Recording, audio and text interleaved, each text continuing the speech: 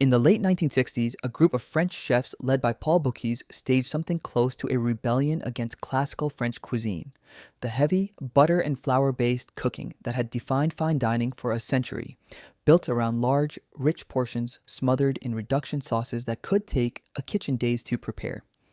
This new movement, Nouvelle Cuisine, stripped the food down, lighter sauces, shorter cooking times that preserved a vegetable's actual color and texture instead of braising it into submission, and, most controversially, dramatically smaller portions, arranged with an artistic precision on the plate that classical French cooking had never bothered with. Critics mocked it almost immediately. There's a famous, oft repeated joke from the era about walking out of a Nouvelle Cuisine restaurant and needing to stop for a hamburger on the way home because the meal, however beautiful, hadn't actually filled anyone up. Food writers accused the movement of charging classical prices for a fraction of the food, style over substance, an emperor's new clothes situation playing out on fine china. That criticism, leveled at Nouvelle Cuisine over 50 years ago, is essentially the same complaint people still make about expensive tasting menus today. And it's worth taking seriously rather than dismissing outright, because there really is a small plate sitting nearly empty in the middle of a large white dish, costing considerably more than a portion 3 or 4 times its size at a casual restaurant down the street.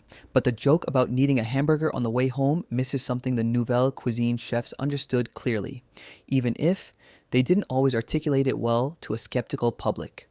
The small portion was never primarily about withholding food to inflate the price. It was the direct result of a completely different set of goals, a different relationship with cost, and, as food science would later confirm, a genuine understanding of how the human palate actually experiences a meal. One that a large, single portion of anything, no matter how well prepared, simply cannot replicate. My name is Alex, and I spend a strange amount of time reading restaurant industry cost breakdowns and culinary science research, because it turns out the actual economics of a fine dining kitchen and the actual physiology of how your taste buds respond to food over the course of a meal explain almost everything about that small plate that a simple "you're paying for the plating" explanation leaves out entirely. Here's what we're covering today: the real food cost percentage at fine dining restaurants compared to casual ones, a number that runs directly against what most people assume is happening with their money.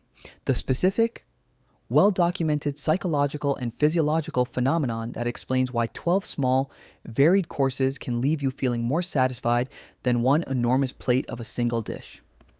The actual labor economics behind a small, precisely plated course, because the skilled labor time behind a tiny portion is often dramatically higher than the labor behind a much larger, simpler one. The culinary science reason certain rich, intense ingredients are only ever served in small quantities, a reason that has nothing to do with cost and everything to do with how your palate actually processes fat and richness. And the real estate and table turnover math that explains why a 2.5 hour tasting menu experience has to be priced the way it is regardless of how much food actually crosses the table. This isn't a video defending every overpriced, undersized plate you've ever been served. Some restaurants really do use small portions to cut corners while charging premium prices, and it's fair to be skeptical case by case. This is a video about the legitimate, well-reasoned version of this practice because once you understand the real mechanics behind a proper tasting menu, you'll be able to tell the difference between a kitchen doing something actually sophisticated and one that's simply hoping you won't ask questions. Quick thing before we get into it: I put together a free guide on how to evaluate whether a tasting menu's price actually reflects the labor and sourcing behind it, based on questions any good restaurant should be able to answer honestly if you ask. Links in the description. I only ask for an email to send you the guide. Picture a symphony instead of a jukebox. A jukebox plays exactly what you select, as loud and as long as you want, one song after another with no relationship between them. And if you love a particular song, nothing stops you from playing it 5 times in a row until you're sick of it. A symphony works completely differently. Each movement is built specifically in relation to the ones before and after it, tempo, key, intensity, all calibrated so that the piece as a whole produces an emotional arc no single movement, played on repeat, could ever create on its own. If the first movement was written to be as loud and overwhelming as the piece's actual climax, the climax would have nowhere left to go, and the entire structure would collapse into noise. A tasting menu is built on the same logic. Each course exists in relation to the ones around it. not as an isolated unit meant to be maximized on its own. A portion size to fill you up completely on course. 3 would ruin your ability to actually taste, let alone enjoy. Courses 4 through 12. The same way a symphony's opening movement played at full volume would drown out everything meant to follow it. Let's talk about the actual food cost numbers, because this is where a lot of assumptions about fine dining pricing turn out to be backwards. Restaurant industry benchmarks, tracked by trade organizations and cost consultants across the industry for decades, generally put food cost, the raw ingredient cost as a percentage of menu price, somewhere between 28 and 35% for a typical full-service restaurant. Here's the part that surprises people. High-end fine dining restaurants frequently target a food cost percentage at the lower end of that range, sometimes even below it. Not because they're skimping on ingredients, quite the opposite. Many source considerably more expensive, higher quality ingredients than a casual restaurant would ever touch. But because the other costs baked into that same plate, labor, rent, specialized equipment, waste from trimming and testing, are so much higher proportionally that the ingredient cost alone has to represent a smaller share of the final price just for the math to work. A $200 tasting menu might involve $50 to $60 of actual ingredient cost across the entire multi-course meal. A food cost percentage in the range any restaurant consultant would consider healthy. While a $15 casual entree might involve $5 of ingredient cost, a higher percentage because casual dining depends on volume and speed to make its economics work rather than on the kind of specialized labor a fine dining kitchen requires per plate. This directly challenges the common assumption that a small portion at a fine dining restaurant means you're mostly paying for atmosphere and plating rather than the food itself. You're paying, in large part, for labor, extraordinarily skilled, extraordinarily time-intensive labor, applied to a small amount of food, which is a fundamentally different value proposition than a large amount of food prepared quickly by less specialized labor, but it's not the absence of value, the paying for the plate, not the food, criticism implies. Let's talk about labor specifically, because the numbers here are often more dramatic than people expect. A skilled kitchen brigade at a high-end restaurant will frequently spend significantly more hands-on time preparing a small, precisely composed course than a casual kitchen spends on an entire large entree. A single component on a tasting menu plate, a perfectly rendered piece of duck breast, a sauce built from a stock reduced over multiple days, a garnish requiring careful individual placement with tweezers, can represent 15, 20, sometimes considerably more minutes of a trained chef's direct, undivided attention, work that cannot be batched, cannot be rushed, and cannot be delegated to a less experienced cook without a noticeable drop in quality. Compare that to a large portion of pasta at a casual restaurant, which a competent line cook can produce, start to finish, in a fraction of that time, often while simultaneously managing several other dishes at once. The labor cost per plate at a fine dining restaurant isn't lower because the portion is smaller. It's frequently higher, sometimes dramatically higher, because a smaller portion executed with genuine technical precision requires more skilled labor time per bite than a larger, simpler dish ever would. Now let's talk about something that has nothing to do with cost at all, and everything to do with the actual physiology of taste, because this is one of the more interesting pieces of food science underlying the entire tasting menu format.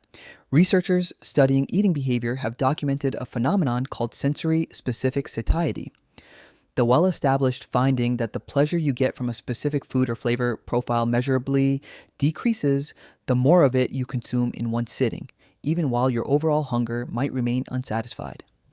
This has been demonstrated repeatedly in controlled studies where subjects rate a food's pleasantness before eating, then again partway through and again near the end, with ratings for that specific food consistently dropping over the course of the meal, even when subjects still have room to eat more of something different. Critically, when a truly different flavor or food type is introduced, the pleasure rating for that new item starts fresh, at a high baseline, rather than continuing the declining trend from whatever was eaten before it. This is why the fourth bite of an extremely rich, buttery sauce reliably tastes less exciting than the first bite. Your palate isn't broken or unappreciative, it's doing exactly what human physiology evolved to do.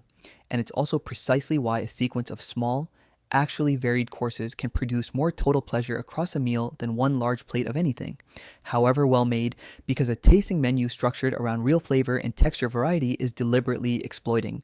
in the best possible sense, exactly the mechanism sensory-specific satiety describes. This reframes portion size at a properly designed tasting menu almost entirely. A 12-course tasting menu isn't 12 small portions because the kitchen is stingy. It's 12 portion size specifically to land each course at the peak of its own sensory-specific satiety curve, delivering maximum pleasure per course before your palate has a chance to grow tired of that specific flavor profile, then moving to something different before that decline sets in. A single, large plate of the richest dish on that same menu, served alone, would almost certainly produce less total enjoyment across the meal than the same ingredients spread across a properly paced sequence. Not because the ingredients change, but because your own physiology responds to variety and pacing in a measurable, well-documented way that a single oversized portion simply cannot take advantage of. Let's talk about richness specifically, because certain ingredients face a portion constraint that has nothing to do with pacing across multiple courses and everything to do with a hard physiological ceiling within a single bite.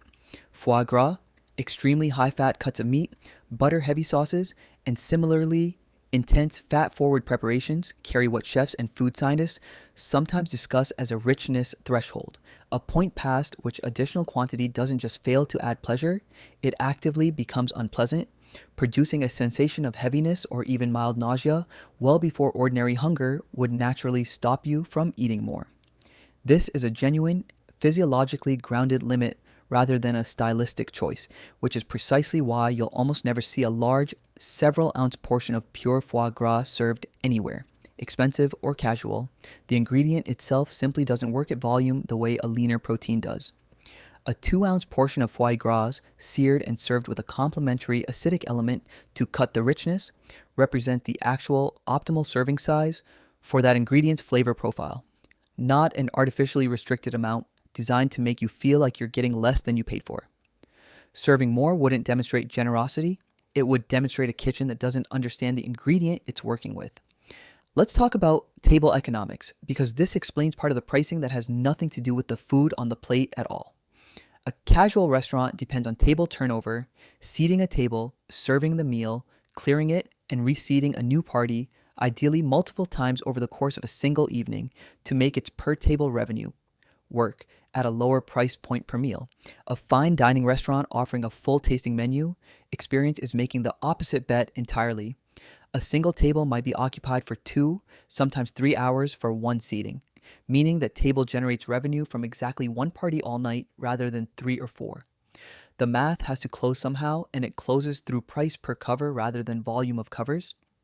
Because a restaurant charging casual dining prices while only turning each table once per evening would be running an unsustainable business regardless of how brilliant the food itself happened to be. This is a structural reality of the format entirely separate from ingredient cost or labor. A 2.5-hour dining experience simply requires a different revenue model than a 30-minute one. And portion size and pacing are, in part, deliberately calibrated to justify and fill that extended time commitment in a way that feels considered rather than simply slow. Let me walk through a concrete scenario, because seeing how a diner's expectations collide with the actual structure of a tasting menu shows exactly where the frustration people describe usually comes from. A man we'll call Devin books a 12-course tasting menu at a well-regarded restaurant for a milestone birthday, having saved specifically for the occasion, expecting, based on the price alone, to leave feeling completely and comfortably full the way he would after a large steak dinner at a fraction of the cost. Around course 5, he finds himself checking how many courses remain, mildly anxious that he's spending an enormous amount of money on food that, added up in his head, feels smaller than what he'd normally eat for dinner. By course 8, that anxiety has mostly resolved itself without him fully noticing why. The sheer variety of flavors and textures, a bright citrus-based course following a rich, buttery one, a warm course after a cold one, has kept his interest and satisfaction climbing in a way a single large plate never would have sustained for 2 hours straight. By the meal's end, he's fully satisfied, comfortably rather than uncomfortably, and reports afterward that the experience felt more memorable and more satisfying than any large single portion he can recall eating, even though he couldn't have articulated, in the moment, exactly why the pacing worked as well as it did. Now, compare that to a different diner, a woman we'll call Priyanka, who orders the single most expensive entree on the menu at an upscale but non-tasting menu restaurant, a Wagyu steak priced significantly higher than anything else on the menu, expecting a portion size proportional to that price relative to the other options available. The steak arrives at 4 ounces, beautifully cooked, alongside a small, precisely arranged vegetable component. And Priyanka leaves the meal frustrated, feeling that the portion didn't match the price tag, regardless of the quality of the meat itself. Her frustration is, in this specific case, more understandable than Devin's initial anxiety, because a single entree ordered outside a structured tasting format doesn't benefit from the same pacing logic. There's no sequence of contrasting courses building toward anything, just one plate that needs to justify its price largely on ingredient quality and preparation skill alone. Wagyu specifically carries an extremely high per ounce cost due to the specific, resource-intensive way the cattle are raised, and a restaurant serving a larger portion at the same quality tier would need to and charge dramatically more, not less, to maintain its margins, meaning the small portion here reflects genuine ingredient economics rather than the sensory pacing logic that justified Devin's tasting menu experience. Same underlying principle of portion constraint, two very different underlying reasons, and Priyanka's frustration, unlike Devin's temporary anxiety mid-meal, points to a genuine mismatch between menu format and diner expectation that no amount of culinary science fully resolves. There's a third perspective worth adding, from inside a professional kitchen rather than from either diner's seat at the table. A chef we'll call Marcus, who spent years working the line at a Michelin-starred restaurant before opening his own smaller establishment, has been candid in interviews about the actual labor math behind a signature tasting menu course he once helped develop. A small scallop dish requiring a specific searing technique, a sauce built from a stock that took 2 full days to properly reduce and clarify, and a garnish of microgreens individually placed with tweezers for visual precision. He estimated the direct hands-on preparation time for that single course spread across the stock development and the final plating at nearly 45 minutes of skilled labor per plate for a component that weighed, in total, under 3 ounces. He contrasted this directly with a large portion of pasta he'd prepared earlier in his career at a casual restaurant, a dish he could produce from raw ingredients to a finished plate in under 6 minutes, serving a portion nearly 4 times the size. The price difference between those two dishes, he noted, reflected the labor time difference almost precisely, not the ingredient cost, and definitely not simple deception about portion size. The scallop dish was smaller because it required roughly 7 times the skilled labor per ounce that the pasta did, a ratio that tracks closely with the actual price gap customers encountered on the 2 different menus. This labor intensity connects to a structural feature of professional kitchens worth understanding on its own, the classical brigade de cuisine system that still shapes how most serious fine dining kitchens are organized today. Developed in French culinary tradition over a century ago and still taught in professional culinary schools, the brigade system divides kitchen labor into highly specialized stations. A chef focused entirely on sauces, another exclusively on fish preparation, another dedicated to pastry and desserts, each requiring years of focused training to execute at the level a fine dining kitchen demands. A casual restaurant kitchen typically operates with a much flatter, more generalist structure, a handful of line cooks, each capable of handling multiple types of dishes across a shared station, trading some depth of specialization for the flexibility and speed a high-volume, fast turnover restaurant actually needs. A fine dining tasting menu course frequently passes through the hands of several specialized station chefs before it ever reaches the plate. The sauce from one station, the protein from another, the garnish assembled by a third, each contributing genuine technical expertise that a single generalist cook, however skilled, typically cannot replicate to the same standard across every component simultaneously. This specialized division of labor is part of why the per-plate labor cost runs so much higher at this level. You're not paying one cook's time, you're often paying for the coordinated expertise of 3 or 4 specialists whose individual training represents years of focused, narrow skill development that a casual kitchen's business model simply doesn't require or support financially. Wine pairing adds another layer to the same underlying economic logic, and it's worth addressing directly since it's such a common companion to the tasting menu format. Rather than ordering a single bottle to accompany an entire meal, most serious tasting menus offer a wine pairing option, a specific, smaller pour selected individually for each course, chosen to complement that course's particular flavor profile, acidity, and intensity. This mirrors the exact sensory pacing logic covered earlier, applied to beverage rather than food. A single bottle of one wine, however excellent, cannot complement 12 courses ranging from delicate raw seafood to rich, fat-forward meat preparations, nearly as effectively as a sequence of wines specifically chosen for each individual course's characteristics. The economics work similarly to the food itself. Smaller pours of a wider range of wines, some quite expensive per bottle, spread across many small servings rather than one large format pour repeated throughout the meal, and a well-executed pairing menu represents the same kind of specialized expertise, in this case a sommelier's trained palate and knowledge of the restaurant's cellar, applied at the same level of precision the kitchen brigade applies to the food itself. Let's talk about presentation itself, because plating does carry real cost and real skill, even though it's often mocked as pure style over substance. Precise, artistic plating requires additional time per plate that a casual restaurant's kitchen workflow simply isn't built to accommodate at volume, but it also serves a genuine sensory function beyond aesthetics.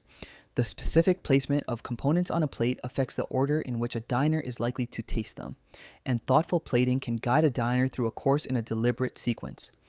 A bite of something acidic positioned to be tasted before a rich element, for instance, specifically to prime the palate for what follows, extending the exact sensory specific satiety logic covered earlier down to the level of a single plate rather than just across an entire multi-course meal. This isn't purely decorative, though it certainly can shade into excess in less thoughtful hands. It's an extension of the same underlying pacing philosophy that governs the entire tasting menu format, applied at a smaller scale. One fair caveat is worth including, because it would be dishonest to present every small portion at every expensive restaurant as the product of this level of careful reasoning. Some restaurants absolutely do use small portions primarily to inflate margins while offering little of the genuine sourcing quality, technical skill, or thoughtful pacing that justifies the practice elsewhere. Riding on the general cultural association between small, artfully arranged plates and genuine culinary sophistication without actually delivering the substance behind it. Restaurant critics have called this out directly for decades, describing certain establishments as performing the aesthetics of fine dining, the white tablecloth, the sparse plate, the hushed room, without the underlying technical execution or ingredient quality that would make the small portion actually justified rather than simply convenient for the restaurant's margins. Distinguishing between the two as a diner isn't always easy from the outside, but it is possible, and it's worth developing the instinct to tell the difference rather than assuming every small plate is automatically either brilliant or a scam. It's worth mentioning the multi-tier menu structure many tasting menu restaurants offer, because it reveals something about how the format is priced relative to the pacing logic covered earlier. Many restaurants offering a full tasting experience also offer a shorter version, 5 or 6 courses instead of 12, at a noticeably lower price alongside an even longer, more elaborate option with additional supplemental courses for guests willing to spend more and stay longer. This tiered structure isn't simply about accommodating different budgets, though it does that too. It reflects the fact that the sensory pacing arc can really be compressed or extended without breaking the underlying logic. A shorter menu can still deliver a real, satisfying, variety-driven arc, just a more condensed one, while a longer menu has room for more contrast and a slower build.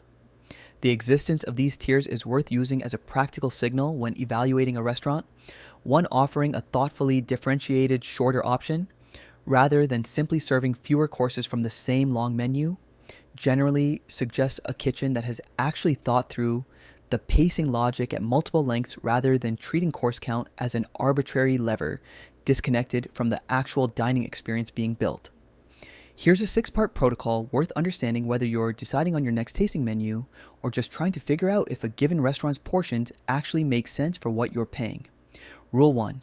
Before booking an expensive tasting menu, Check the actual course count and, if available, read detailed reviews describing the pacing and variety across courses. Because a well structured 12-course menu with genuine flavor and temperature variety will almost always feel more satisfying than a poorly paced one with the same total food volume, regardless of price. Rule 2: if you're genuinely concerned about leaving hungry, eat a small light snack an hour or two before a long tasting menu rather than skipping meals beforehand to save room, because arriving already running low on blood sugar makes it much harder to appreciate subtle flavor, distinctions, and pacing. And a tasting menu isn't designed to be your only source of caloric intake for the day, regardless of its final course count.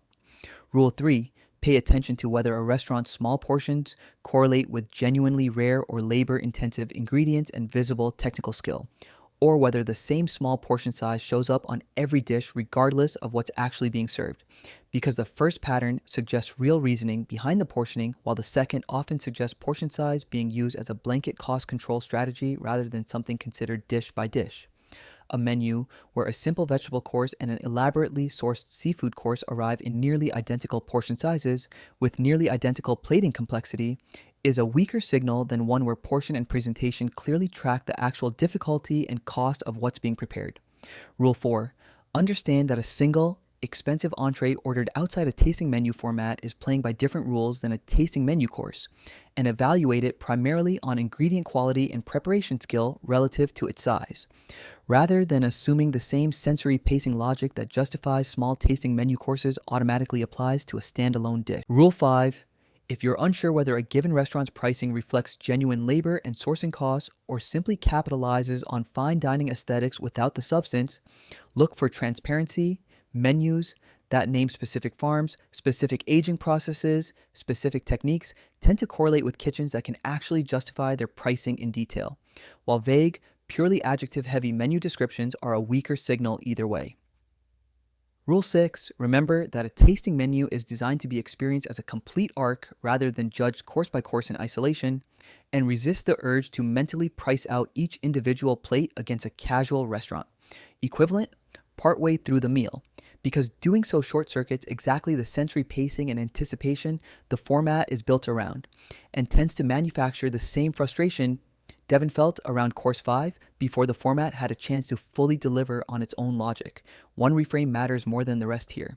The small portion at an expensive restaurant is not, by default, either an elaborate scam or an untouchable work of genius. It's the product of a specific set of real constraints, skilled labor time that scales poorly with quantity, table turnover economics that require higher price per cover rather than higher volume, physiological limits on how much of a rich ingredient the human palate can actually enjoy before pleasure turns to discomfort, and a genuine, well-documented psychological mechanism explaining why variety and pacing produce more total satisfaction than volume alone ever could. Nouvelle Cuisine's critics were half right decades ago. You really can't judge one of these meals by weight or by comparing it, plate for plate, against a large portion at a casual restaurant. Where they were wrong was assuming that meant something was being taken from the diner rather than something being deliberately, carefully built for them instead.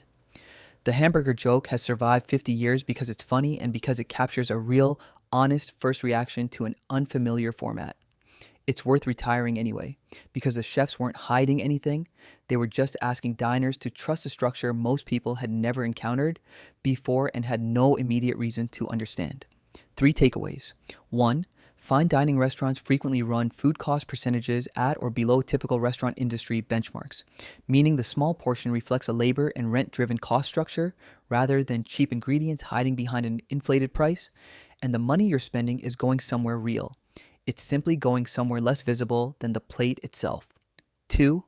Sensory-specific satiety is a real, well-documented physiological phenomenon explaining why a sequence of small, varied courses can produce more total satisfaction than one large portion. And a properly paced tasting menu is deliberately built around exploiting exactly that mechanism. 3. Richness thresholds on ingredients like foie gras and fat-forward sauces represent genuine physiological limits on enjoyable portion size, not artificial scarcity, meaning some small portions would remain small even if costs were completely removed from the equation entirely. Lazy investing built more fortune than chasing the biggest portion for your dollar ever will. The people who actually get the most out of a serious tasting menu aren't the ones counting ounces against a check. They're the ones who understood going in exactly what kind of experience they were paying for and let the pacing do what it was actually designed to do. If you want to see the exact questions I ask before booking any high-end tasting menu to gauge whether the pricing actually holds up, there's a walkthrough on my channel with the real details. No guesswork, just what actually works. Thanks for watching. Thanks for